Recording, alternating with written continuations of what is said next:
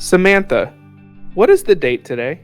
Today is Tuesday, February 22nd, 2022. Today is Digital Learning Day. That's interesting. Samantha, how is Digital Learning Day being celebrated in our district? Volusia County Schools is spotlighting teachers who continuously integrate district-purchased software and one-to-one student devices into their classrooms every day. Take a look.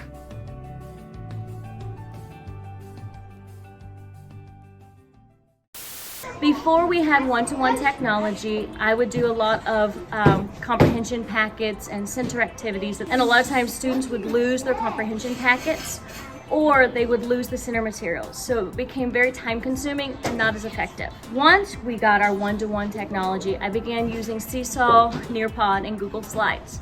Through Seesaw, my students are able to participate in activities that come from our benchmark activity book.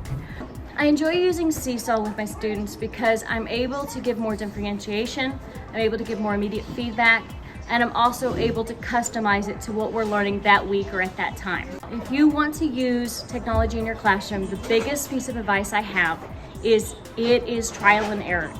Be willing to take a risk, be willing to try something. Give it a week, give it 2 weeks, and if you find that it's not as effective, it's like any other teacher tool.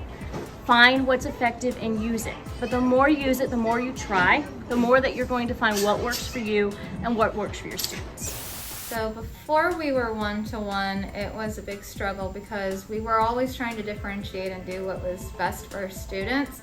And so as teachers, you're probably just doing worksheet stuff. But now that we're one-to-one, we can differentiate anything, and it's very easy with all the different reports. And so we can become very responsive as educators to what our students actually need to help fill in anything that they need more help with.